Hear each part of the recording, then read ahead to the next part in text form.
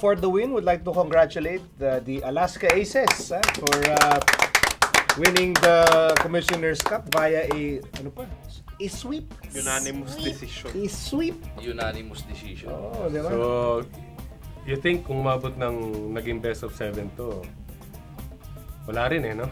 May laro pa dapat. May laro pa sana. May last 2 pa dapat. At least may isa pa. May last game na lang. Why was Alaska so dominant? Bakit parang 3-0? I mean, that's just dominance in the finals, Carlo. I think hindi naka-adjust yung Ginebra. Dun To sa what? kung ano yung ginagawa ng Alaska. Like, name First one was- particular instances. First one is they put toss on Macklin. And then Dozier is free to get the rebounds of both on offense and on defense.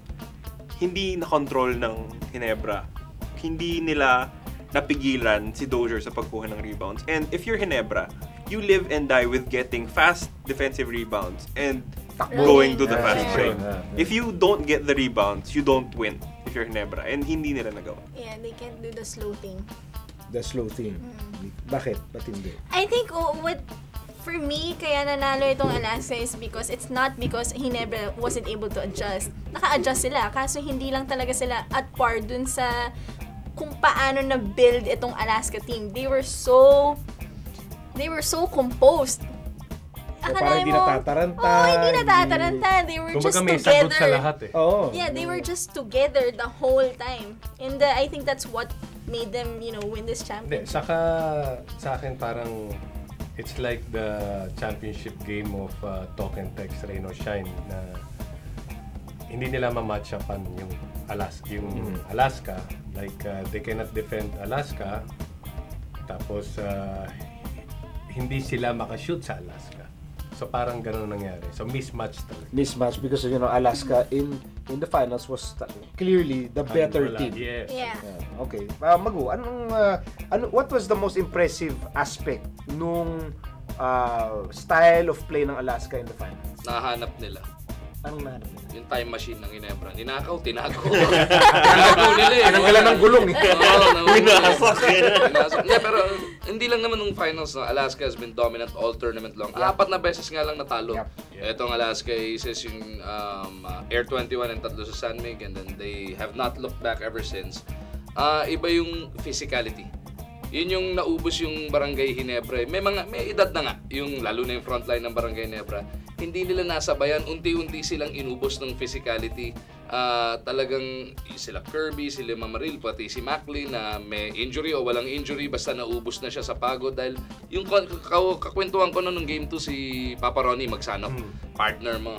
Na nga niya, iba yung dahil may edad natin ng mga Barangay Ginebra. Yung kada bangga, pag sinuma total mo yan, pagdating ng dulo, talagang ubos na ubos yung lakas mo. Okay, which Alaska player in the finals impressed you the most, Carlo? JV Casio. JV. Dati shooter lang si JV. We saw how he could run a team with Gilas. You saw glimpses of that with Powerade. But in this Alaska team, he just made everything work. Dati, alam mo, shooter lang yan eh. But now, may drive and dish na, may playmaking na. He became the complete point guard with Alaska. For you, sinong player ang pinakabilib ka? Ako si JV Casio. Kasi naging complete player siya eh. Dati, shooter lang. Inuulit ko lang eh. Mali. Sunny Thos, very deservedly... Saan ba ito galing? Hindi ko alam eh. Sunny Thos, very Sunny, very deserving na finals MVP si Sunny Thos. Pero yung JV Casio nga eh. Iba yung... So talagang ginopla mo rin talaga. We've always known yung lalo na sa timing. Okay. Si JV, sige, he will be the playmaker all throughout. Pero pagka kailangan na, yung last run nila in that fourth quarter, dikit pa yung laro dun eh. Alam mo kung bakit? Kasi ever since pinag-usapan natin, puro kay LA tayo. Nagalit. So napanood. Nagalit si JV. I will prove you wrong. Oh. So hindi lang sa shooter nga yung sinabi mo. Grabe. Naging 8 straight points, no? 7. Dalawang jumper and a 4-point play. 8 straight points yun. Bago. Alam din bago lahat. 4-point play, yung pamatay. Sorry. Hindi nagkakamali yan. Kaya nga lagi niya nasisita si Jolas. Kasi laging mali si Jolas. Inisita niya lagi yun. Lahat ng kasulatan, si Magu ang Tama. gumawa. Nakalista. Wag mong Alam mo wag ka yung magdududa. almanac. Ako si Brad Pitt, Wag may ka kasulatan. magdududa sa kasulatan. Alam mo yung almanac siya, Basa. offer nun. Ang kasulatan ayon kay Magu. Kabisado yan. Magu. Bago. Yaka, sinong player? JV Casio. I've seen him ever since Lasal. We know what he can do, but he was just so Napasok mo smart. Alin? Naipasok niya yung Lasal. Oh, syempre. Oh. Syempre. Kaya nga siya naka-green ngayon. But he nakikita mo naman dun sa playmaking skills niya, he is just so smart. Okay, hindi lang siya tumitira, he knows when to turn it up, he knows when to, give the ball. He just knows to be where he needs to be. Alam mo, hindi lang nung Lasal pa yan. Mula nung San Beda pa yan, nung high school. Yeah. Naisingit ko. Tama. Sip-sip. Alam mo nung araw kasi, during my time, Ay, teka sandali. Ikaw, partner. Ha? Pumili ka isang pair sa Alaska na talaga sobrang kabilib-bilib. si Azul.